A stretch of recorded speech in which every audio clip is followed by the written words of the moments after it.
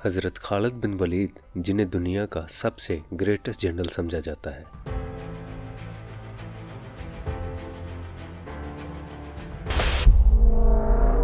وہ دن جب دنیا نے دیکھا کہ ایمان کی طاقت تعداد کی طاقت کو کیسے شکست دیتی ہے۔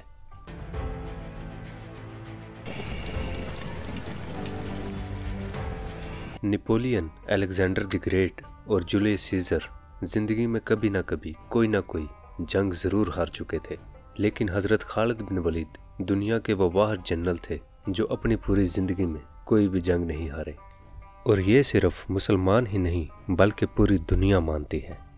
اور جنگ کے دوران حضرت خالد بن ولید کی اسٹریٹجی اور پلاننگ کو آج بھی آکسفورڈ اور ہارورڈ جیسی یونیورسٹیوں میں پڑھایا جاتا ہے۔ Khalid ibn Walid was one of the three greatest warriors of all. Greatest general in the history of. لیکن حضرت خالد بن ولید کی جنگوں میں آخر ایسی کیا خاص بات تھی کہ آج 1400 سال بعد بھی پوری دنیا انہیں یاد کرتی ہے۔ مسلمانوں کے خلیفہ حضرت ابو بکر رضی اللہ تعالیٰ عنہ کے حکم پر حضرت خالد بن ولید نے دی گریٹ پرشین امپائر پر حملہ کر دیا اور صرف 18,000 مسلمانوں کی فوج کے ساتھ 40,000 کی پرشین فوج کو بہت آسانی سے کرش کر دیا۔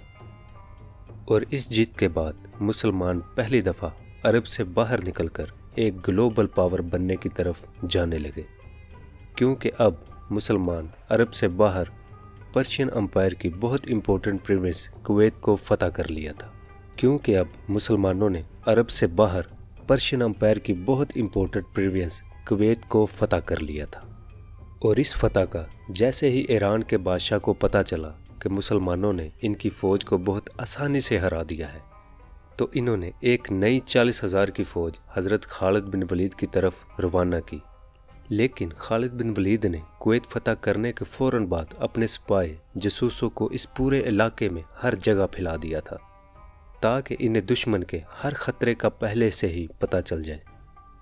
یہ سپاہی بڑی تیزی سے ہر جگہ پر پھیل گئے اور بہت دور جا کر انہوں نے دیکھا کہ پرشین امپائر کی 40,000 کی فوج بہت تیزی سے مسلمانوں کی طرف بڑھ رہی ہے۔ جیسے ہی یہ خبر ملی تو حضرت خالد بن ولید اپنی ساری فوج لے کر اسی فوج کی طرف کویت سے باہر ابواللہ کی طرف جانے لگے۔ ابواللہ کویت سے باہر ایک علاقے میں ہے جسے آج کے زمانے میں عراق کہا جاتا ہے۔ ایک طرف مسلمانوں کی 17,000 کی فوج کھڑی تھی اور دوسری طرف پرشین امپائر کی 40,000 کی فوج۔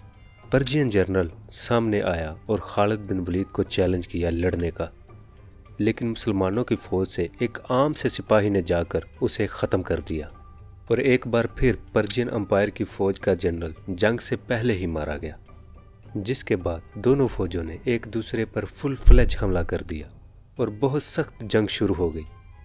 لیکن پرشین فوج بہت زیادہ ہونے کی وجہ سے آہستہ آہستہ بہت سارے مسلمان شہید ہونے لگے، جس کی وجہ سے پہلی بار مسلمانوں کو جنگ سے پیچھے ہٹنے کا حکم دیا گیا، اور ایسا لگنے لگا کہ مسلمان فائنلی جنگ چھوڑ کر بھاگ رہے ہیں۔ یہ دیکھ کر پرشین فوج جیت کی خوشی میں بہت تیزی سے مسلمانوں کا پیچھا کرنے لگی۔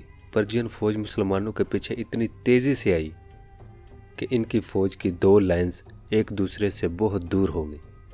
مسلمان بالکل سیدھی لائن میں پیچھے نہیں آ رہے تھے بلکہ ایک دوسرے سے دور جا رہے تھے۔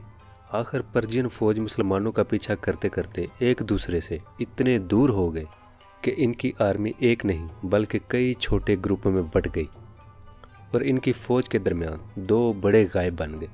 اور اسی ٹائم کا حضرت خالد بن ولید انتظار کر رہے تھے۔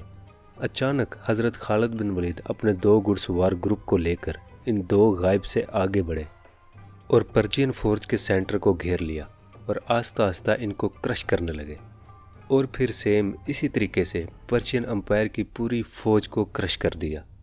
پرشین فوج کی پچھلی لائن نے دیکھا کہ وہ یہ جنگ ہار چکے ہیں، تو وہ یہ سب دیکھ کر جنگ چھوڑ کر بھاگنے لگے، لیکن جیسا کہ ہم جانتے ہیں ان کا آرمر ہمیشہ بہت بھاری ہوتا تھا، اور ان کے زیادہ دور جانے سے پہلے ہی مسلمان ان تک پہنچ گئے اور ان کو بھی ختم کر دیا۔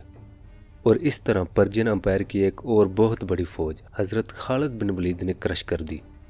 یہ جنگ کویت سے باہر عراق کے اندر لڑی جا رہی تھی، مطلب اب مسلمان کویت کو فتح کرنے کے بعد ایران کے دوسرے بڑے پروونس عراق میں داخل ہو چکے تھے۔